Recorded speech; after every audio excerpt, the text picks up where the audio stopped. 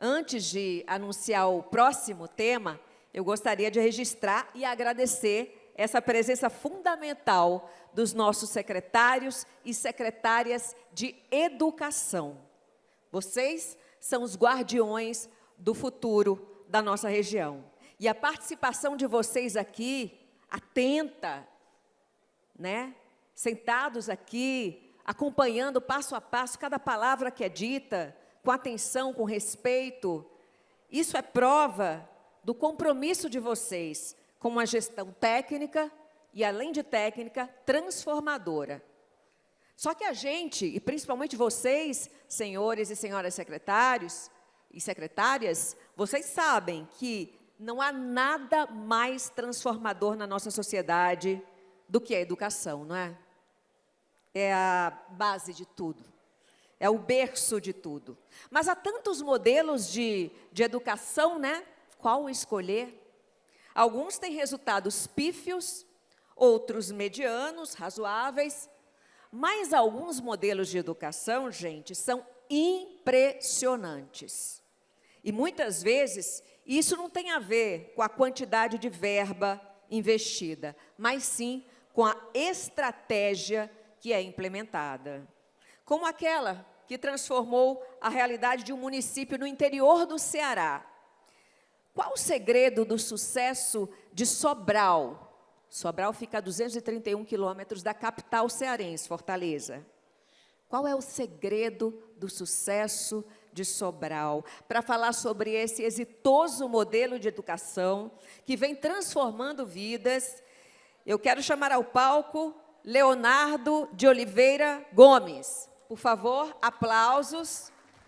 Leonardo é administrador, mestre, pela Universidade Navarra, na Espanha, e é diretor-geral do Instituto Alfa e Beto. Leonardo atua e tem ampla experiência na implementação de projetos educacionais em mais de 600 municípios brasileiros, né? E esses projetos vêm impactando a vida de mais de 3 milhões e meio de crianças, não é isso? Vou passar a palavra aqui, seja bem-vindo, Leonardo, a palavra está com você. Obrigado, obrigado. Boa tarde, pessoal, tudo bem? Pergunta rápida, vocês estão com fome? Eu não. Pessoal, é um prazer estar falando com vocês aqui. Eu quero agradecer à PM por ceder esse espaço, ao Fred, à Bia, com quem a gente tem tido bastante contato aqui. É uma honra poder falar um pouco da nossa experiência com vocês aqui hoje, né? Mas antes de entrar na agenda específica, falar de Sobral especificamente, eu queria fazer uma pergunta para vocês. Quem aqui tem filho? Bastante gente tem filhos. O que você faria pelo seu filho?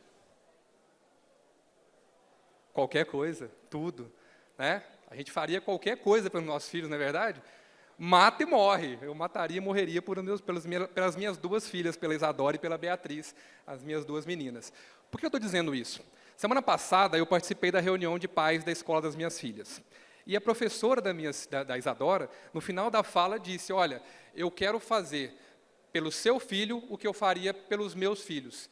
E quem dera nós pensássemos na educação pública e tirássemos nossas conclusões e pensássemos o que vamos fazer pela educação do nosso país, se a gente pensasse que a gente está fazendo algo pelos nossos filhos, né? E muitas das vezes, nós somos privilegiados e conseguimos colocar nossos filhos, às vezes, em escolas privadas, e não pensamos na educação pública do nosso município como se estivéssemos fazendo isso pelos nossos filhos. E a gente deveria fazer isso.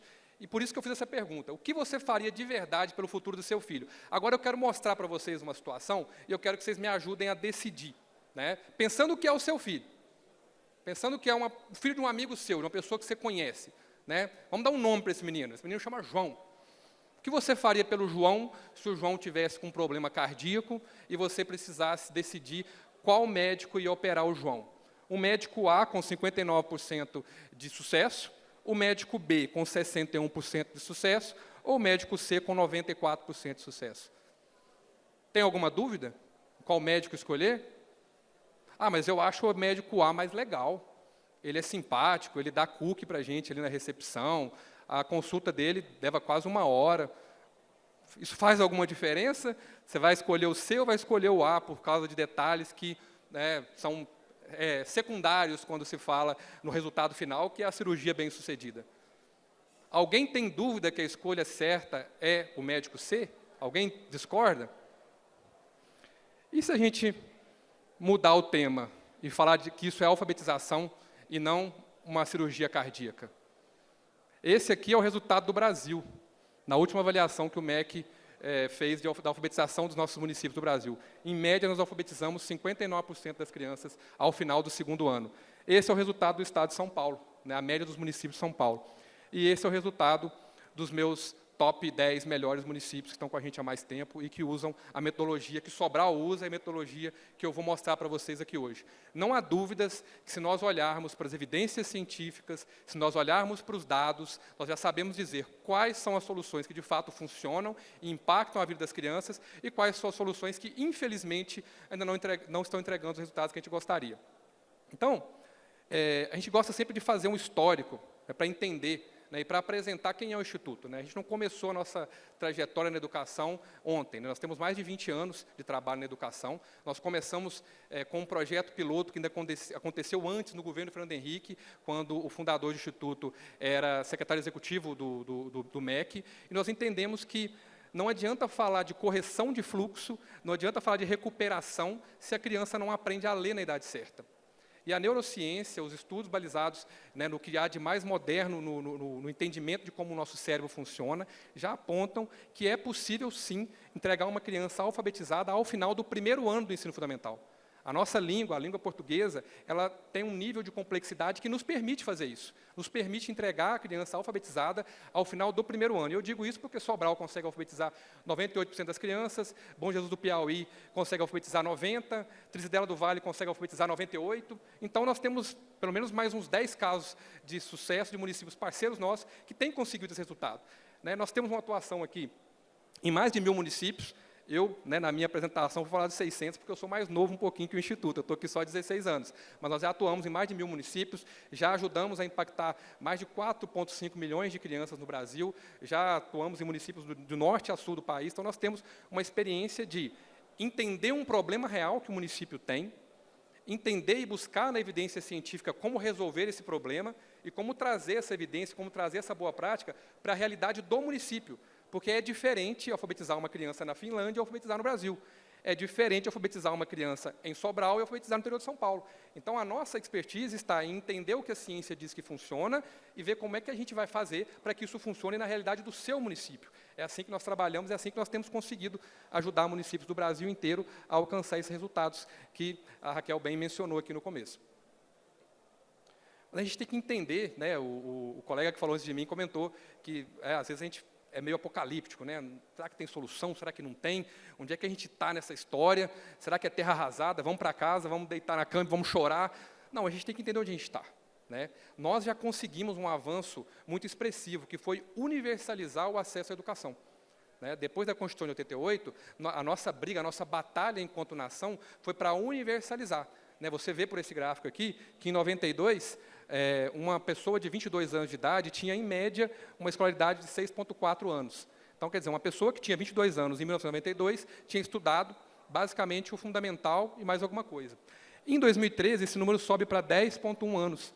Né? Quer dizer, uma pessoa com 22 anos em 2013 já tinha estudado mais de 10 anos. Em 2022, esse dado já sobe para 12 anos de escolaridade. E isso tem um impacto direto, né, na vida das pessoas. Na pessoa que passou pela escola, a pessoa que teve algum tipo de fundamentação já escolar, ela consegue ter um nível de entendimento da vida, entendimento do mundo muito melhor. Né? Nós temos estudos que demonstram que a escolaridade da mãe é que tem impacto direto no desempenho acadêmico do filho na escola. Então, investir na escolaridade das mães é um ponto importante para que a gente tenha, de fato, crianças que vão chegar mais bem preparadas na escola.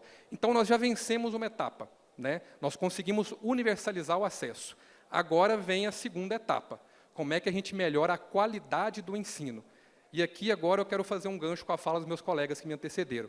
Eu sei que a preocupação da maioria de vocês é de onde é que vai vir o recurso, como é que o recurso vai brotar, essa reforma tributária, e tem tantas outras questões que a gente se preocupa para poder pagar as contas do município. E nós levantamos um dado que 90% dos municípios que não tiveram acesso, que não conseguiram Vale Educação no último ano, não conseguiram porque não conseguiram atingir a condicionante de diminuir a desigualdade. E como é que você diminui a desigualdade na educação? implementando modelos de ensino que, de fato, funcionam, que, de fato, vão entregar educação de qualidade para toda a rede. E é isso que a gente tem feito. Dando continuidade aqui, esse é um gráfico que nós fizemos que compara o custo por aluno de uma rede versus o percentual de crianças alfabetizadas que essa rede entrega, para a gente comparar um pouco o resultado. Será que Sobral consegue porque tem mais dinheiro? Será que eles gastam mais que a gente? Porque tem muita gente que acha que é uma questão de só colocar mais dinheiro na equação. E esse gráfico ele mostra que não. Quando você olha aqui, Sobral tem 98% das crianças alfabetizadas e gasta menos de R$10.000 por aluno ano. Menos de R$10.000 por aluno ano. Enquanto que o Estado de São Paulo, ou a média dos municípios do Estado de São Paulo, é de 61% dos alunos alfabetizados, com um gasto de quase R$17.000 aluno ano. Então, nós gastamos quase 70% a mais que o município de Sobral e conseguimos entregar um resultado bem inferior. Ah, mas Sobral é ponto fora da curva. Não vamos considerar Sobral porque deve ter alguma coisa diferente na água de Sobral que explica isso. Quando a gente olha para a média dos municípios que são nossos parceiros, a média de todos os municípios parceiros do Instituto, eles conseguem alfabetizar 76% das crianças, quase 77%, gastando R$13.000 aluno ano. Então, não é uma questão de mais dinheiro. É uma questão de fato, escolher políticas públicas que entregam resultados concretos. Aqui tem município de todo tipo. Tem município que é parceiro nosso há 20 anos, como Sobral, e tem município que entrou há 2 anos. A média de todos eles é um resultado praticamente mais que 20% superior à média que nós temos conseguido aqui em São Paulo. Então, dito isso, não é um problema de dinheiro. É um problema de fato, escolher a tecnologia que, de fato, vai funcionar, vai resolver o problema lá na ponta. Só para vocês entenderem, talvez nem todo mundo é da educação, para a gente entender por que Sobral é tão falado no nosso meio, no meio da educação. Sobral começa aqui na prova SAEB em 2007, com resultado praticamente na média do Brasil. Não era destaque em nada, era um município que em 2007, 20 anos atrás, era um município na média, um pouquinho acima, talvez, da média do Brasil, muito próximo aqui. O Brasil tinha 190 pontos, Sobral 194. Então, era um município na média. E, quase 20 anos depois, Sobral está mais de 100 pontos à frente da média do país na prova SAEB. Só para vocês terem uma ideia, segundo os estatísticos, 14 pontos, 15 pontos nessa prova equivale a mais ou menos um ano de aprendizagem. Sobral está 100 pontos à frente da gente. Então, assim, é muita coisa. Então, tem muito o que ser feito para que a gente possa, de fato, alcançar um nível exitoso, mas é possível, e eu vim aqui hoje, não é para ficar toda hora falando que Sobral é muito bom, que os municípios são muito bons e que a gente precisa melhorar. Eu vim para mostrar para vocês quais os principais elementos que explicam esse resultado de Sobral, e é nisso que a gente vai focar a nossa fala aqui hoje. Então, vamos lá. O que explica o sucesso de Sobral? E de onde vem esse material, esse conteúdo que eu vou trazer para vocês? Há cerca de 4 anos atrás, 5 anos atrás, o então secretário, o secretário Herbert Lima, ele nos procurou e falou, olha, vocês já estão aqui há 20 anos, então vocês são o único parceiro que está aqui esse tempo todo e que conhece a história toda, que sabe quem foram os atores importantes e as decisões importantes que foram tomadas em cada fase. Então, me ajuda a registrar essa história. Então, foi o que nós fizemos. Esse aqui é um material que está no nosso stand ali. Quem quiser depois visitar e pegar, é um estudo de caso que nós produzimos em parceria com a Secretaria de Sobral, Secretaria de Educação de Sobral, para registrar essa história, para entender quais elementos da história de Sobral são replicáveis em outros municípios, para que a Secretaria, e nós também, obviamente, possamos compartilhar esse conhecimento com vocês, para que outros municípios possam alcançar esses mesmos resultados. Então, vamos lá, vamos pensar aqui quais são os principais elementos, segundo as pessoas que estavam participando desse processo, os secretários, os prefeitos, os professores, os diretores, quem estava ali dentro, vendo a coisa funcionar, a que eles acreditam esse resultado. O primeiro elemento, foco no aluno. Foco no aluno. Parece óbvio que a educação, ou que a Secretaria de Educação, ou que as políticas de educação deveriam focar no aluno, mas, na prática, não é tão óbvio assim. Há uma série de outros interesses que, às vezes, concorrem com o interesse do aluno, e a gente acaba tomando a decisão baseada em outros interesses. Ah, será que vai agradar A? Será que vai agradar B? Será que não sei o quê? Mas eu gostei, mas o fulano não gostou. Tá, mas o que funciona? Vou voltar lá na minha primeira fala. Se fosse uma cirurgia cardíaca, você ia pensar de outra forma, não ia? Por que em educação a gente pode, às vezes, tomar decisão com base em preferências, sendo que já há evidência científica do que de fato funciona? Então, nós devemos focar a decisão no melhor interesse do aluno. As discussões que pairam a Secretaria de Educação de Sobral e as escolas são sempre pensando no melhor interesse do aluno. E veja bem, melhor interesse do aluno não necessariamente é o que o aluno quer. Se a gente for dar tudo que o aluno quer, não vai ter aula, vai ter brincadeira o dia inteiro e vai ter chocolate para todo mundo todo dia. Não é o que o aluno quer. É o melhor interesse. Nós, como adultos, vamos decidir qual que é o melhor interesse, o que a evidência científica diz que realmente funciona e vai entregar educação de qualidade para ele. Segundo ponto, decisão política com estratégia baseada em evidência. E aqui entra o fundamental papel de vocês. As decisões políticas têm que ser fundamentadas em evidências robustas do que funciona, e não em achismos, e não em preferências. O que de fato funciona? O que tem funcionado? Né? Eu, há um tempo atrás, tive uma situação com a minha esposa. Minha esposa estava muito chateada com o pediatra das nossas filhas, porque achava ele muito bruto. Eu falei, se quiser, eu vou na consulta e eu converso com ele. E eu deixo ele falar bruto comigo, porque eu quero o pediatra que vai resolver o problema.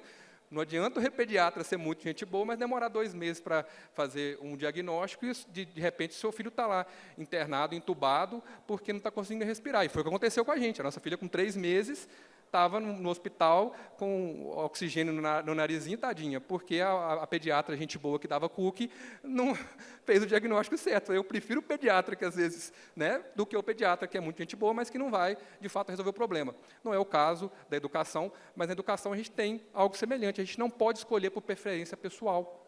Nós temos que buscar evidências reais do que, de fato, funciona, como em qualquer outra área da nossa vida. Um outro ponto, ensino estruturado como pilar central da política. Em Sobral, tudo parte de um currículo pré-estabelecido, de uma ideia pré-estabelecida de como é que tem que ser trabalhado ao longo do ano, de um cronograma de trabalho. O que eu estou falando aqui são coisas muito triviais e comuns em qualquer outra área do conhecimento. E tem que ser assim a educação também. No começo do ano, a gente tem que pactuar o que a gente vai fazer. A Raquel veio para cá, ela sabe exatamente o que se espera dela aqui, não sabe, Raquel? Ela sabe o que ela tem que fazer aqui, ela sabe quais são os pontos que se espera dela aqui, para no final ela ganhar um joinha ou um ó. Não é? Em toda a área é assim. Em toda a área é assim. Em educação também, a gente tem que ter uma estrutura, até para a gente ser justo na hora de avaliar o que a gente combinou.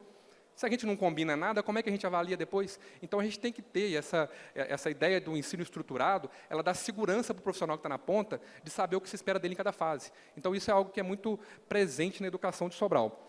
Um outro ponto é o foco na alfabetização. Não adianta investir em milhares de outras coisas. Vamos colocar uma lousa digital, agora vamos colocar o piso branco ou o piso amarelo, ou agora vamos colocar, se a criança não aprender a ler. Se ela não aprende a ler, como é que você vai ensinar ciências, matemática e outras disciplinas para ela? Se ela não consegue ler, se ela não tem autonomia para ler um texto, como é que ela vai conseguir aprender outras coisas? Então, às vezes, a gente está querendo ensinar outras coisas sem saber se a criança está lendo. Nós temos, no Instituto, o hábito de aplicar teste diagnóstico nos municípios que nós vamos entrar. Então, a gente pega a rede inteira, geralmente do 2º ao 5º ano, e aplica uma avaliação de alfabetização. E é uma avaliação muito simples. Tem 30 sentenças e a criança tem que só dar um xizinho na resposta certa. Então, está lá, Joãozinho chutou A. Aí está bola, bila e bula. Ele vai marcar bola. Mariazinha gosta de boneca, estou inventando aqui, tá, gente? As frases são outras. Boneca, binica e bonoca. Ela tem que marcar a opção certa. Nós aplicamos isso no Brasil inteiro. Se eu disser para vocês que, em média, 45% das crianças do 5º ano não sabem ler, não conseguem acertar 7 de 30 em 5 minutos, essa é a real situação do nosso país. 45% das crianças não conseguem, em 5 minutos, acertar 7 de 30. Então, assim, é muito grave. Aí, como é que a gente vai querer investir em outras coisas se a gente não consegue entregar a criança para o professor do 2º ano sabendo ler, para que ele possa desenvolver fluência de leitura e outras competências? Então, tem que ter esse foco obsessivo na alfabetização da criança. Ela tem que sair do 1º ano lendo. E se não sair lendo, a gente tem que fazer alguma coisa no 2º ano para resolver isso. E se está no 3º, 4º, 5º e não está lendo, nós temos que fazer alguma coisa para que essa criança leia. E a boa notícia é que nós temos muitos casos de municípios que em 3, 4, 5 meses conseguem alfabetizar todas as crianças do 3º, do 4º, 5º ano. Imagina, 3, 4 meses você entregar todas as crianças alfabetizadas. Eu acabei de ver isso acontecer há 2 anos atrás em Viamão, no Rio Grande do Sul. Nós aplicamos um programa lá, em 95 dias nós voltamos, aplicamos o teste e as crianças estavam lendo. Então, assim, não é algo assim fora do nosso alcance. Já há ferramentas, já há forma de trabalhar para entregar essas crianças lendo. E não há nada mais gratificante do que olhar no olho de uma mãe, e nós temos depoimentos, estão ali no nosso, que a mãe fala assim, nossa, hoje o meu filho pede para eu sentar para ele ler para mim. Eu tenho aqui hoje educação na rede pública melhor do que a rede privada da minha cidade. Nós temos depoimentos de mães falando isso. O meu filho já sabe ler e o coleguinha dele não consegue ler. e a gente consegue entregar isso para os nossos municípios. É possível, é palpável, está disponível para nós aqui. Então, os outros pontos, são 10 pontos, eles derivam desses, tá, gente? Eu não vou passar um por um, até por uma questão de tempo, mas escolher recursos didáticos adequados, que conversem com a política que foi definida, um clima institucional e cultural profissional, onde o pai sabe que ele vai ser ouvido e acolhido nas demandas que ele tem, uma integração entre a gestão e pedagogia. Não adianta ter a melhor pedagogia do mundo se você não tiver uma gestão próxima ali, acompanhando os indicadores e dando suporte para que o professor e o diretor possam implementar o trabalho deles de forma tranquila. Sobral é um método, é consistência e é uma decisão política baseada em evidência. E, como eu já disse antes, é aqui que entra vocês. Eu não estou dizendo para vocês contratarem o IAB amanhã para trabalhar com vocês. Se vocês quiserem, é ótimo, eu estou ali, a gente vai conversar, vai ser um prazer ajudar vocês nessa caminhada. Mas eu estou dizendo o seguinte, baseiem as decisões de vocês em evidências do que de fato funciona. Quando for avaliar alguma possibilidade, oportunidade, olhem se de fato funciona, peça para ver os casos de sucesso. Peça para ver números oficiais de SAEB, de Prova Brasil, números oficiais de alfabetização, para ver se de fato está funcionando. Por último, só para mostrar para vocês, para não parecer que é só Sobral, esse aqui é um gráfico mostrando os dados dos municípios que nós somos parceiros em cada estado do Brasil, comparando o resultado deles na avaliação de alfabetização versus a média dos respectivos estados. Vocês vão ver que em todos os estados onde a gente tem parceria, os municípios que estão com a gente conseguem performar bem acima da média. O Ceará, que é referência para todo mundo, 85% das crianças alfabetizadas, e os municípios nossos parceiros no Ceará, 97%.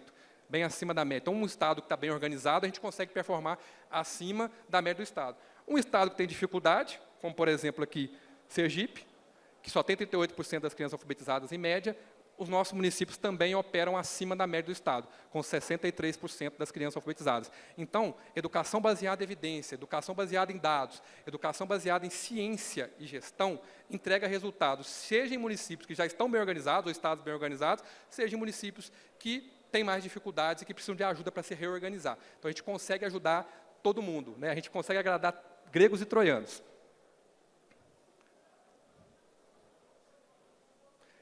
Aqui são só outros casos, eu já mencionei alguns deles aqui, para vocês verem que não é só Sobral. Tem muita gente fazendo acontecer no Brasil, tem muita gente. Ontem eu soube que nós vamos entrar no Acre agora, a gente não tinha nenhum município no Acre, vamos começar a trabalhar lá agora. Tem muito município em Alagoas, Pernambuco, Piauí, em Minas Gerais, agora a gente tem também um município parceiro que conseguiu dar um salto absurdo na avaliação do CAED. Tem muita gente fazendo acontecer. Agora, depende de decisão política, depende de vocês, tomadores de decisão, de fato, querendo fazer a coisa acontecer com base nas melhores evidências, como eu disse antes. Termino por aqui a minha fala, meu tempo já se esgotou, eu quero agradecer muito a atenção de vocês e dizer o seguinte, a gente está aqui para ajudar, para colaborar e para compartilhar com vocês casos que dão certo, que funcionam, para que vocês possam tomar a decisão de vocês e balizar as políticas públicas de vocês no que de fato funciona. Muito obrigado pela atenção.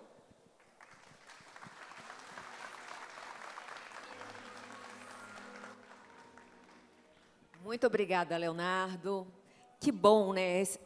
Notícias boas, né? Principalmente no campo da educação. É possível revolucionar a educação, mas com seriedade, com dedicação, né? E método.